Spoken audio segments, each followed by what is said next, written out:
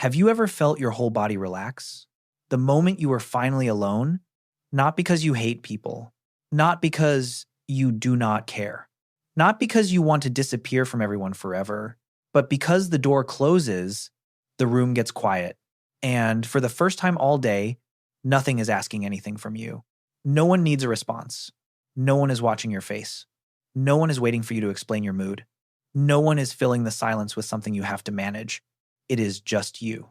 Your breath, your thoughts, the small sound of the room settling around you, and somehow that feels safer than being surrounded. Maybe you know this feeling. A plan gets canceled, and before you even think about being polite, your body feels relieved. You sit in your car a little longer before going inside.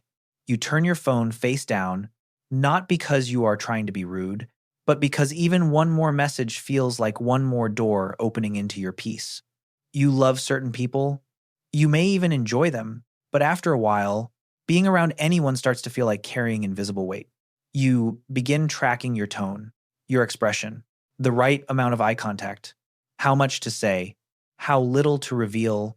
You smile before you feel ready. You answer before you have energy. You become aware of yourself in a way that feels exhausting. And then, when you are finally alone, something inside you returns. Not dramatically. Quietly, like a part of you had been holding its breath around other people and only remembered how to breathe when no one was there. This is the part people misunderstand. They think people who prefer being alone are cold or antisocial or emotionally unavailable. But sometimes being alone does not feel empty. Sometimes it feels like the only place where your nervous system stops performing. If this already feels familiar, leave one quiet word below: relief. Because maybe your solitude was never just a personality trait. Maybe it has a history. Maybe somewhere along the way, being around people became connected with effort, with monitoring, with adjusting, with becoming easy to be around. And maybe being alone became the first place where you did not have to be useful, pleasant, careful, or understood. Maybe you are not always running away from people. Sometimes you are running back to yourself. And if being alone feels less like loneliness and more like finally coming home to your own body, the real question is not, why do I like being alone so much? The deeper question is, what did being around people used to cost me? And this is where people often get it wrong. They see you pull back and they think you are rejecting them. They see you spend time alone and they think something must be wrong. They see you go quiet, take longer to reply, leave early, or disappear for a while. And they call it distance, coldness, moodiness, maybe even selfishness. But they do not always see what happened before you needed the space. They do not see how long you stayed present while your body was quietly asking to leave. They only see the moment you step away, not the emotional labor that made stepping away necessary. And that can make you question yourself. Maybe I am too withdrawn. Maybe I should try harder. Maybe I am difficult to love. Maybe needing this much space means I am not built for closeness. So you push yourself. You say yes when you want to rest. You answer messages before you have the energy to respond. You sit in conversations longer than your body can handle. You keep proving that you care, even when caring starts to feel like leaving yourself behind. And the strange part is, most people never notice the effort. They only notice when you finally stop giving it. They do not see the small calculations happening inside you: how long you can stay, how much energy you have left, how much of yourself you can offer before you start disappearing from the inside. And slowly, being around people begins to feel less like connection and more like performance. Because you are not just talking, you are managing your tone, reading the room, measuring your reactions, making sure no one feels ignored, making sure no one thinks you are upset, making sure your need for quiet does not become someone else's wound. That is the exhausting part. People think solitude means you do not need anyone. But sometimes solitude is what happens after you have spent too long needing to be understandable to everyone. They call it isolation. But your body calls it finally being off duty. Because when you are alone, you are not performing warmth. You are not explaining your silence. You are not translating your tiredness into something acceptable. You are not trying to prove that your quiet does not mean rejection. You can just exist without being interpreted, without being watched, without becoming responsible for how someone else feels about your absence. And maybe that is why space feels so necessary. Not because you do not love people, not because you are incapable of connection, but because connection has often required you to stay emotionally available longer than your body could afford. And when people misunderstand that, they miss the deeper truth. You are not asking to be alone forever. You are asking for a place where your nervous system does not have to keep explaining itself. And this is where something deeper starts to make sense. Because people do not usually become this protective of their solitude for no reason. At some point, your body may have learned that being around others meant work, not physical work, emotional work, the kind no one notices, the kind that happens quietly inside a child who is trying to understand the room before the room changes. Maybe you grew up in a house where moods shifted quickly, where one person's tone could decide the whole atmosphere, where silence was not peaceful, it was something you had to read. Maybe you learned to notice footsteps, the way a door closed, the way someone placed a cup on the table, the way a normal sentence could carry a warning underneath it. And before you had words for any of this, your nervous system was already studying people, not because you wanted to be intense, not because you wanted to overthink, but because noticing things early made life feel a little safer. So you became careful. You learned when to speak, when to stay quiet, when to disappear into your room, when to become easy, when to make yourself small enough that no one had to deal with your feelings. And maybe, over time, being alone became the only place where the room stopped changing. For the first time, no footsteps to measure, no tone to decode, no face to study before deciding how much of yourself was safe to show. Just quiet. And for a child who had spent too long monitoring everyone else, quiet did not feel empty. It felt like relief. This is the part most people miss. Some children do not learn solitude as peace. They learn it as escape. They learn that being alone means no one can suddenly need them. No one can criticize them. No one can pull them into conflict. No one can make their feelings feel like a problem. And later, when they grow up, they may call it preference. They may say, I just like being alone. And maybe that is true. But beneath that truth, there may be another one. Your solitude may have started as protection before it became personality. That is the twist. You may not be avoiding people. You may be avoiding the version of yourself you had to become around people. The careful one, the quiet one, the emotionally available one, the one who could sense tension before anyone named it, the one who learned that peace was easier to find in absence than in closeness. If this is helping you understand yourself a little more, you can share it with someone who has always needed space but never knew how to explain why. Because maybe you were not born distant. Maybe you were shaped by rooms where peace only existed when you were alone.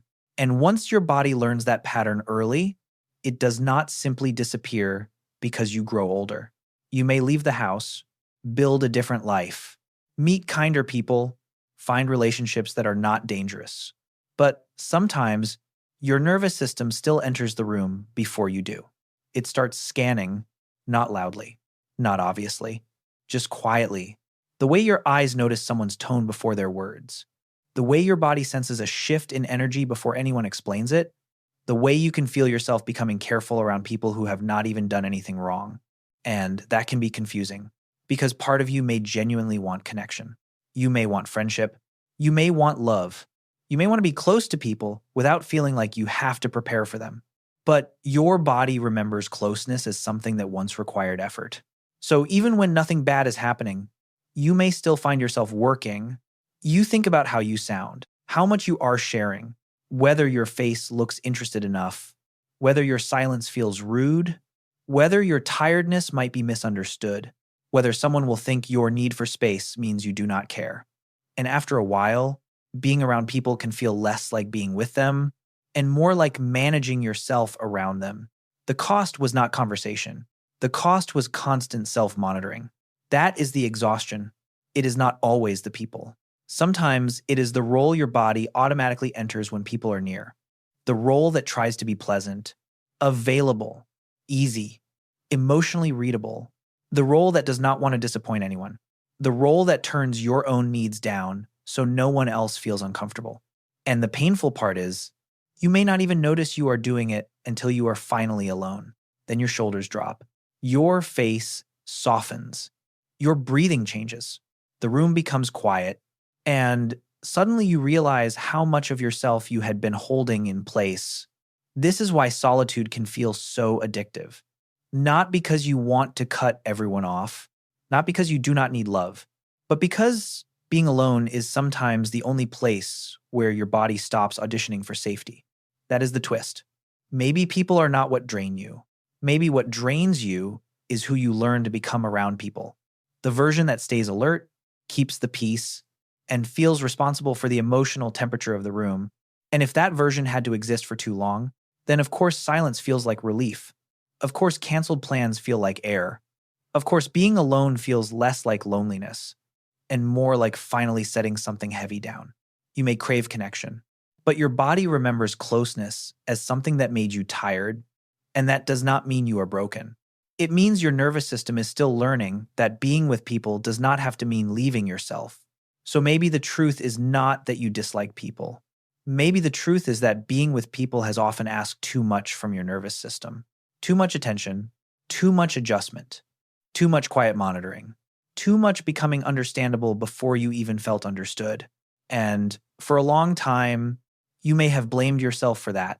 You may have wondered why you need so much time alone, why simple conversations can leave you tired, why you feel relief when plans are canceled, even when you genuinely care about the person.